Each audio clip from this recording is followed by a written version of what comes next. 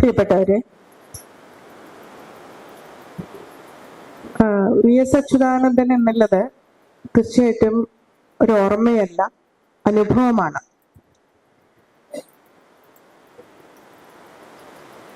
നേരത്തെ പറഞ്ഞവരൊക്കെ തന്നെ സൂചിപ്പിച്ചിട്ടുള്ള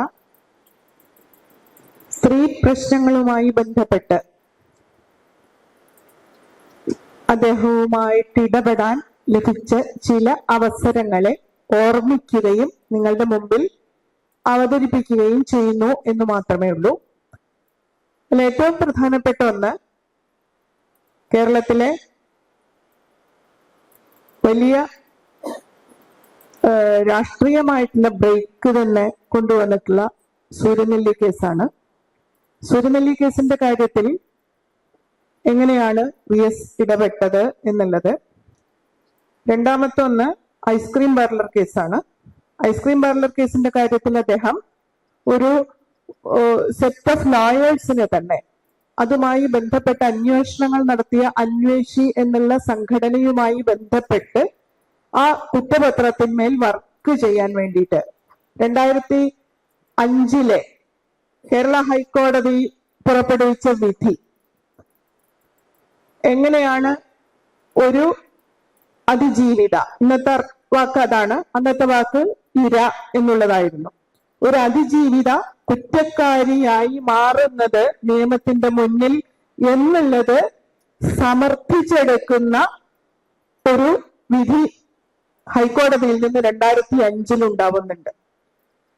ആ കാലഘട്ടത്തിൽ കേരളത്തിൽ അങ്ങോളം ഇങ്ങോളം നടന്ന് ഓരോ മുക്കിലും മൂലയിലും നടന്ന് ഈ കേസ് സുപ്രീം കോടതിയിൽ കൊണ്ടുപോകേണ്ടുന്ന ചെലവിലേക്ക് ആവശ്യമായ ചെറിയ ചെറിയ പൈസകൾ വരെ പിരിച്ചിട്ടുള്ള ഒരു ഗ്രൂപ്പിൽ പെട്ടിട്ടുള്ള ആളാണ് ഞാൻ.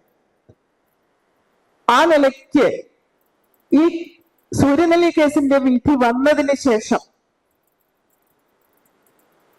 അതുമായി ബന്ധപ്പെട്ട് ആ കേസ് അന്വേഷിക്കാനും അതിൽ ആ കുട്ടിയുടെ ജീവിതം എങ്ങനെ പോകുന്നു എന്ന് നിശ്ചയിക്കാനും നിർണയിക്കാനും വി എസ് ഇടപെട്ട ഒരു രീതി ഉണ്ടായിരുന്നു.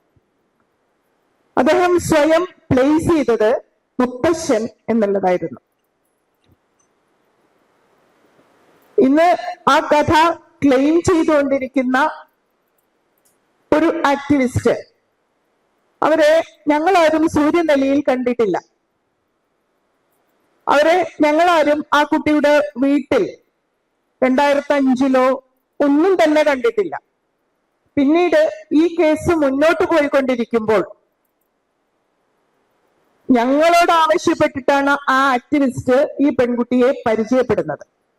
ഞങ്ങളുടെ സമ്മതപ്രകാരം പരിചയപ്പെടുകയും പിന്നീട് യൂട്യൂബിൽ ഇതിന്റെ വക്താവായിട്ട് മാറുകയും ചെയ്യുന്ന ഒരു കാഴ്ച വളരെ അത്ഭുതകരമായിട്ട് ഞങ്ങൾ കണ്ടുകൊണ്ടിരിക്കുന്നുണ്ടായിരുന്നു. കാരണം ഇതിന്റെ ഗ്രാസ് റൂട്ടിൽ ആദ്യം മുതൽ ഈ കുട്ടിയുടെ സഹോദരിക്കൊപ്പം തുണ പോയിരുന്ന ഞങ്ങളുടെ ഗ്രൂപ്പിൽ പെട്ടിട്ടുള്ള ചില സ്ത്രീകളുണ്ട്. അവരെ കൂടെ പോകാനൊന്നും അന്ന് ആരും ഉണ്ടായിരുന്നില്ല. അങ്ങനെ തുണ പോയിരുന്ന ആൾക്കാര്, ആ കുട്ടിയുടെ സഹോദരിക്ക് വിവാഹം ആലോചിച്ചിട്ടുള്ള ആൾക്കാര്, ആ കുട്ടിക്ക് രണ്ടാമത് വിഷയം വന്നപ്പോൾ അതിൽ ഇടപെട്ടിട്ടുള്ള ആൾക്കാര്, ഇവരാരും അതൊന്നും തന്നെ എവിടെയും സ്വന്തം പേര് പോലും വെളിപ്പെടുത്തിയിട്ടില്ല. അങ്ങനെ ഇരിക്കെ ഞങ്ങളിലൂടെ എൻട്രി ചെയ്തിട്ടുള്ള ഒരു പ്രത്യേക പാർട്ടിയുടെ വക്താവായിരിക്കുന്ന ഒരു ആക്ടിവിസ്റ്റ്, ഒരു സ്ത്രീ ആക്ടിവിസ്റ്റ് എന്ന് തന്നെ ഞാൻ പറയുന്നു.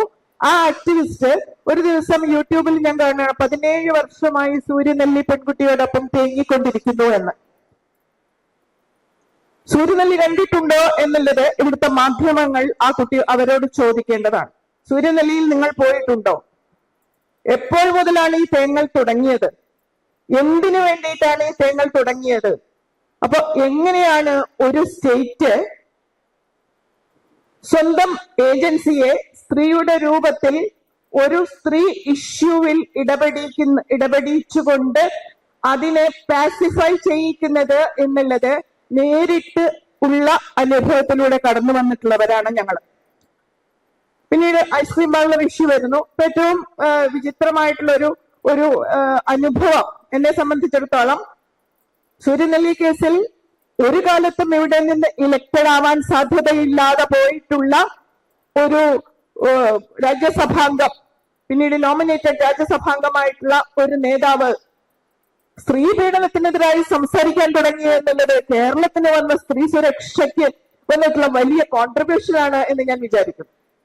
കാരണം അത്തരം ഒരു നേതാവ് പോലും സ്ത്രീ അനുഭവിക്കുന്ന വേദനകളെ കുറിച്ച് ഈ സ്ത്രീ പീഡനം നടത്തരുത്, ആ സ്ത്രീ പീഡകനെ നിങ്ങൾ ശിക്ഷിക്കണം എന്ന് ചൂണ്ടി പറയുന്ന ഒരു അവസ്ഥയിലേക്ക് സ്ത്രീ പീഡകർ തന്നെ നിരനിരയായി ഉയർന്നു വരുന്ന ഒരു കേരളത്തിലാണ് ഇത്തരം ഇഷ്യൂവിന്റെ ഭാഗത്ത് നമ്മൾ നിൽക്കുന്നത്. സ്ത്രീ പീഡനത്തിന്റെ സ്ത്രീ സുരക്ഷാ കേരളത്തിൽ നമ്മൾ നിൽക്കുന്നത്. ശബരിമലയ്ക്ക് പോണോ വേണ്ടയോ എന്നുള്ളത് ഓരോരുത്തരുടെ ഇഷ്ടം.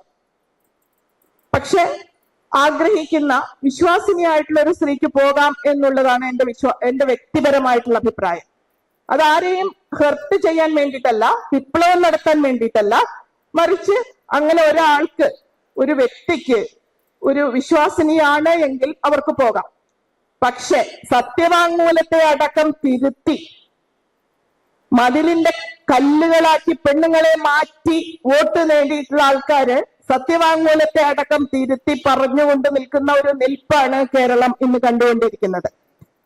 അപ്പൊ എത്രമാത്രം സ്ത്രീ സുരക്ഷാപരമാണ് കേരളം എന്നുള്ളത് നമ്മൾ അറിഞ്ഞുകൊണ്ടിരിക്കുകയാണ്.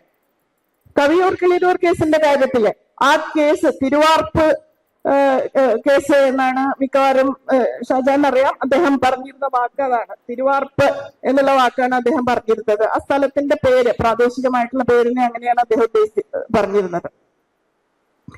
ആ കേസ് വന്ന സമയത്ത് അന്ന് ഇവിടെ ഉണ്ടായിരുന്ന 140 MLA-മാർക്കും ആ പെൺകുട്ടിയുടെ ശാരിയുടെ അച്ഛനെയും കൂട്ടി വന്ന് റെപ്രസെന്റേഷൻ കൊടുത്തിട്ടുള്ള ആളാണ് ഞാന്.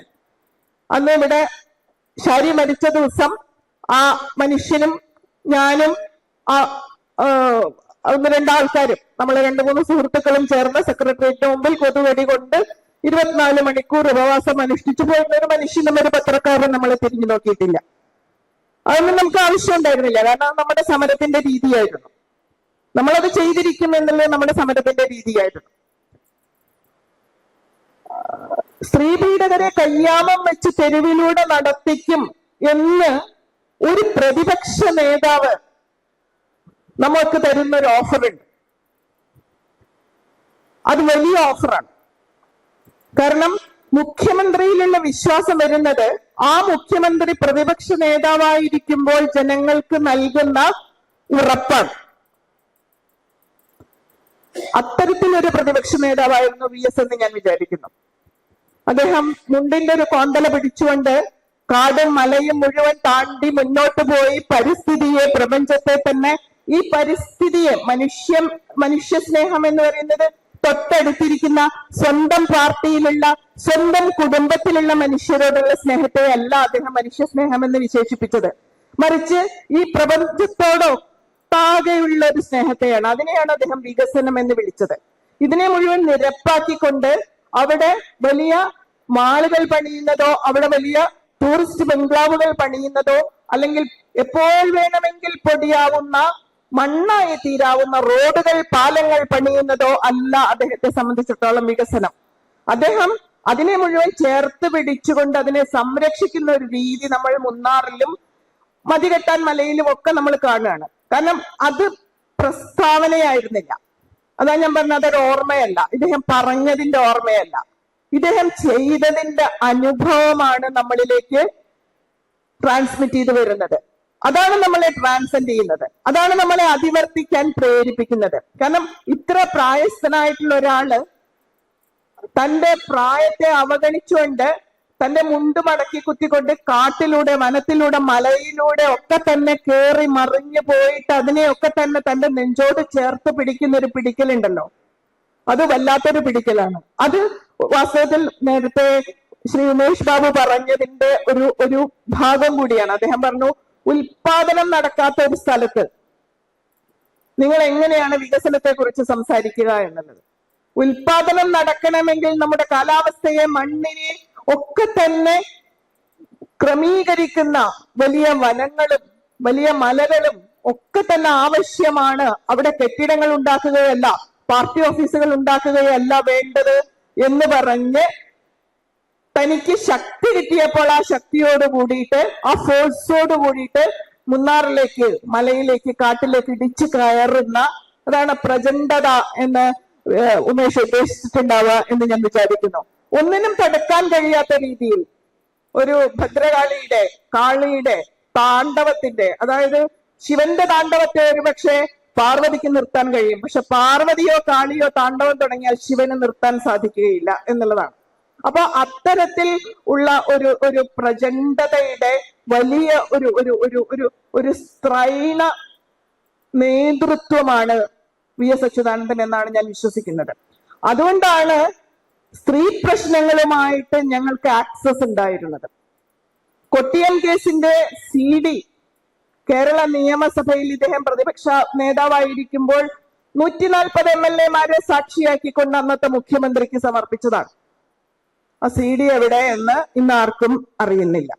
ആ പെൺകുട്ടി സംസാരിച്ച CD പത്രക്കാർക്കും അറിയില്ലല്ലോ. പത്രക്കാർക്ക് അതൊന്നും വിഷയവുമല്ലല്ലോ. വളരെ ഏതോ ഒരു ക്രൈംബ്രാഞ്ച് ബാംഗ്ലൂരിലേക്ക് ഗർഭചിത്രം അന്വേഷിച്ചു പോയതാണല്ലോ വിഷയം. ഇവിടെ കവിയൂർ കിളിരൂർ കേസിൽ അത്തരം ഒരു അന്വേഷണം നടന്നിരുന്നുവെങ്കിൽ തീർച്ചയായിട്ടും ഇങ്ങനെ ഒരു സമ്മേളനം ഇവിടെ ആവശ്യമായി വരികയില്ലായിരുന്നു. കാരണം അന്ന് ഈ പാർട്ടി ശുദ്ധീകരിക്കപ്പെടുമായിരുന്നു.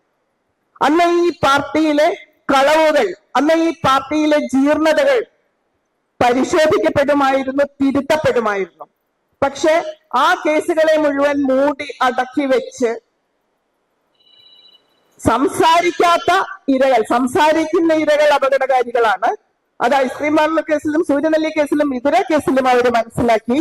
അപ്പോ ഇനി ഇരകൾ സംസാരിക്കേണ്ടതില്ല, ഇനി അതിജീവിതകൾ ഉണ്ടാകേണ്ടതില്ല, ഇനി വിക്ടിംസ് മതി, ആ വിക്ടിംസിന് ജീവൻ ഉണ്ടാകാൻ പാടില്ല എന്ന് നിശ്ചയിക്കുകയും കവിയൂര്, കിളിരൂര്, കൊട്ടിയം, നമുക്ക് ഇഷ്ടം പോലെ ഉദാഹരണങ്ങളുണ്ട്. വാളയാർ ഉൾപ്പെടെ നീണ്ടു നിരന്നു കിടക്കുന്ന ഉദാഹരണങ്ങളുണ്ട്. വാളയാർ കേസിൽ ഇത്തരത്തിലൊരു അന്വേഷണം ക്രൈംബ്രാഞ്ച് നടത്തിയിരുന്നെങ്കിൽ ഇന്ന് കാണുന്ന മന്ത്രിസഭയിലിരിക്കുന്ന, അല്ലെങ്കിൽ ഇന്ന് കാണുന്ന അധികാരത്തിലിരിക്കുന്ന ആരൊക്കെ അവിടെ ഇരിക്കുമായിരുന്നു? വസ്തുത്തിൽ എവിടെ പോയി അതിനൊക്കെയുള്ള ആർജവം? സ്ത്രീ സുരക്ഷ എന്ന് പറഞ്ഞ് ഇവിടെ നടക്കുന്നതല്ലാതെ എവിടെയാണ് ഇവിടുത്തെ സ്ത്രീ സുരക്ഷ ഇവർ ഉറപ്പാക്കിയിട്ടുള്ളത്? ഓരോ ദിവസവും നമ്മൾ കേട്ടുകൊണ്ടിരിക്കുകയാണ്. അത്രയും ഇൻസൾട്ടഡ് ആയിരിക്കുന്ന, അത്രയും അടിച്ചമർത്തപ്പെടുന്ന സ്ത്രീകളുടെ ഒരു വലിയ നിരയാണ്, കൊല്ലപ്പെടുന്ന സ്ത്രീകളുടെ ഒരു വലിയ നിരയാണ് ഇന്ന് കേരളത്തിലുള്ളത്. അതുകൊണ്ടാണ് ഞാൻ നേരത്തെ സൂചിപ്പിച്ചത്, ഉമേഷ് പറഞ്ഞതുപോലെ ഈ താണ്ഡവം എന്ന് പറയുന്ന ഒരു സംഭവം പുരുഷൻ തുടങ്ങിയാൽ ഒരുപക്ഷെ സതിക്ക് നിർത്താൻ പറ്റുമായിരിക്കും, അല്ലെങ്കിൽ പാർവതിക്ക് നിർത്താൻ പറ്റുമായിരിക്കും, അല്ലെങ്കിൽ മോഹിനിക്ക് നിർത്താൻ പറ്റുമായിരിക്കും.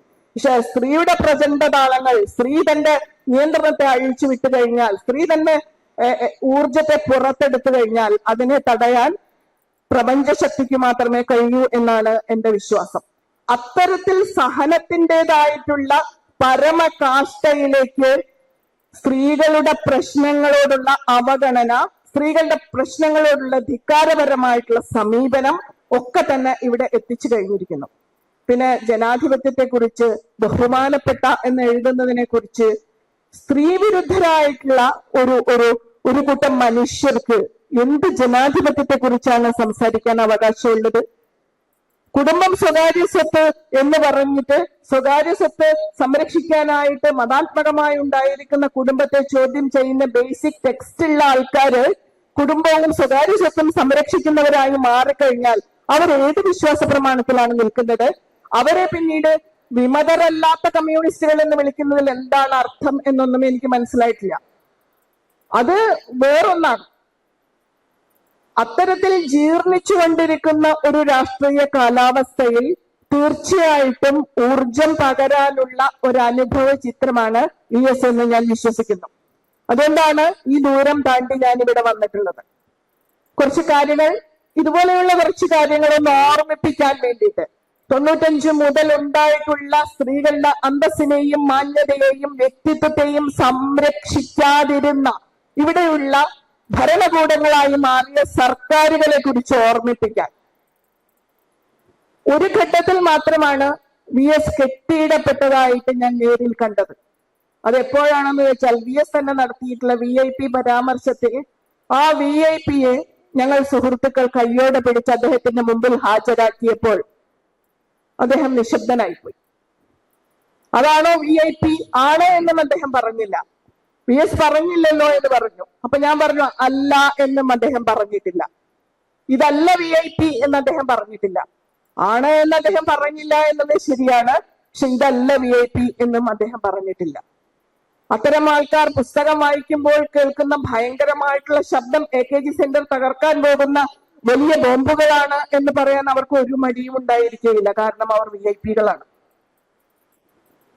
അപ്പൊ ഇത്തരത്തിലൊക്കെയുള്ള ഒരു വലിയ തരത്തിലുള്ള സ്ത്രീ നിന്ദയുടേതായിട്ടുള്ള ഒരു കാലത്തിലൂടെയാണ്, ആ തിരിച്ചറിവിലൂടെയാണ് ബോധ്യമുള്ള സ്ത്രീകൾ കടന്നുപോയിക്കൊണ്ടിരിക്കുന്നത്. ഒരുപക്ഷെ അവരെ നിങ്ങൾ മാധ്യമങ്ങൾക്ക് മുമ്പാകെ കാണുന്നുണ്ടാവില്ല, അവരെ നിങ്ങൾ ഒരുപക്ഷെ ഒരു സെലിബ്രിറ്റി സ്റ്റാറ്റസിൽ കാണുന്നുണ്ടാവില്ല, പക്ഷെ അവരത് തിരിച്ചറിയുന്നുണ്ട്. അവർ തങ്ങളുടെ ആയുധങ്ങൾക്ക് മൂർച്ച കൂട്ടുന്നുണ്ട് എന്നുള്ളതിന്റെ കൂടി തെളിവാണ് ഈ സെക്രട്ടേറിയറ്റിന് മുമ്പിൽ നടക്കുന്ന ആശാസമരം എന്ന് ഞാൻ ഓർമ്മിപ്പിക്കാൻ ആഗ്രഹിക്കുന്നു. ആർക്കായിരുന്നു അതിന്റെ ബുദ്ധിമുട്ട്? PS-നെ പോലൊരാൾ ഇവിടെ ഓർമ്മയോടുകൂടി പ്രതിപക്ഷത്തോ ഭരണപക്ഷത്തോ ഉണ്ടായിരുന്നെങ്കിൽ തീർച്ചയായും ആ സമരം അഭിസംബോധന ചെയ്യപ്പെടുമായിരുന്നു. എത്രയോ ദിവസമായിട്ട് അവരവിടെ ഇരുന്നുകൊണ്ടിരിക്കുകയാണ്. അത്തരത്തിൽ അടിത്തട്ടിൽ നിന്നുള്ള സ്ത്രീകൾ സ്വയം തിരിച്ചറിവിലേക്ക്, അതായത് പാലക്കാട് ഒരു സമ്മേളനം നടന്നപ്പോ അവിടെ അയൽക്കൂട്ടങ്ങളെ പോലും കുടുംബശ്രീകളെ പോലും സംഘടിപ്പിക്കാൻ പറ്റിയില്ല എന്ന് പറയുമ്പോൾ സ്ത്രീകൾ വരാത്തൊരു രീതിയിലേക്ക്, കുടുംബശ്രീയിലുള്ള ഒരുപാട് സ്ത്രീകളുമായിട്ട് എനിക്ക് ബന്ധമുണ്ട് എന്റെ നാട്ടില്. അപ്പോ അവര് വന്നിട്ട് ഇപ്രാവശ്യം റേഷൻ വാങ്ങിയിട്ട് എന്നോട് പറഞ്ഞു, ടീച്ചറെ ഈ അരി തീരെ നന്നല്ല. അപ്പൊ ഞാൻ ചോദിച്ചു എന്താ കുഴപ്പമൊന്നുമില്ലല്ലോ, മട്ടയാണല്ലോ, നല്ലതാണല്ലോ എന്ന് പറഞ്ഞു. ടീച്ചർ അതൊന്ന് വെച്ചു നോക്കൂ എന്ന് പറഞ്ഞു. ഞാൻ റേഷൻ കടയിൽ പോയിട്ട് മട്ട അരി വാങ്ങിയിട്ട് വെച്ചു നോക്കിയപ്പോ എന്റെ കുട്ടിക്കാലത്ത് റേഷനരി എന്നുള്ള പ്രയോഗം വന്നൊരു സംഗതി ഉണ്ടല്ലോ, ചാക്കരി, അത്തരത്തിലുള്ള അരിയാണ് റേഷൻ കടകളിലൂടെ ഞങ്ങളുടെ നാട്ടിൽ, ഇവിടെ അങ്ങനെയാണോ എന്ന് എനിക്ക് അറിഞ്ഞൂടാ, എല്ലായിടത്തും അങ്ങനെയാണോ എന്ന് എനിക്ക് അറിഞ്ഞൂടാ, ഞങ്ങളുടെ നാട്ടിൽ എല്ലാ കാർഡുകൾക്കും വിതരണം ചെയ്തത്. അതിവിടെ ചോദ്യം ചെയ്യപ്പെടാതെ പോയി. അത് ചോദ്യം ചെയ്യാൻ ഒരു പ്രതിപക്ഷം ഇവിടെ ഇല്ലാതെ പോയി. തീർച്ചയായിട്ടും VS പ്രതിപക്ഷത്തുണ്ടായിരുന്നെങ്കിൽ അത് ചോദ്യം ചെയ്യപ്പെട്ടേനെ എന്ന് ഞാൻ വിചാരിക്കുന്നു. VS മുഖ്യമന്ത്രിയായിരുന്നെങ്കിൽ അത് തിരുത്തപ്പെട്ടേനെ എന്ന് ഞാൻ വിചാരിക്കുന്നു. പക്ഷെ 100 വയസ്സോളം ജീവിച്ചിട്ടുള്ള, തന്റെ ആയുസ്സൊടുങ്ങി പൂർണ്ണനായി കടന്നുപോയിട്ടുള്ള ഒരാള് തിരിച്ചു വരണം എന്ന് നമ്മൾ ആഗ്രഹിക്കുന്നതിലോ അദ്ദേഹം ഉണ്ടായിരുന്നെങ്കിൽ എന്ന് നമ്മൾ ആഗ്രഹിക്കുന്നതിലോ യാതൊരു തരത്തിലുള്ള അർത്ഥമില്ല. അദ്ദേഹം പൂർണ്ണനായിട്ടാണ് കടന്നുപോയത്. അദ്ദേഹത്തിന് പൂർണ്ണനായി കടന്നുപോയി എന്നുള്ളതിന്റെ തെളിവാണ് വാസ്തവത്തിൽ ഇദ്ദേഹത്തെ കുറിച്ചുള്ള ഈ അനുഭവ ചിത്രങ്ങളുമായിട്ട് നമ്മളൊക്കെ പരസ്പരം കണ്ടാൽ അറിയാത്ത, നമ്മളൊക്കെ പരസ്പരം കേട്ടറിയുന്നവരായി, അനുഭവിച്ചറിയുന്നവരായി, സാഹോദര്യത്തോടുകൂടി, ജനാധിപത്യ ബോധത്തോടുകൂടി ഇവിടെ ഒത്തുചേർന്നിരിക്കുന്നത് തീർച്ചയായിട്ടും ഇവിടെ നിന്ന് മറ്റൊരു തീക്കാലം പിറക്കട്ടെ എന്ന് ഞാൻ ആശംസിക്കുന്നു.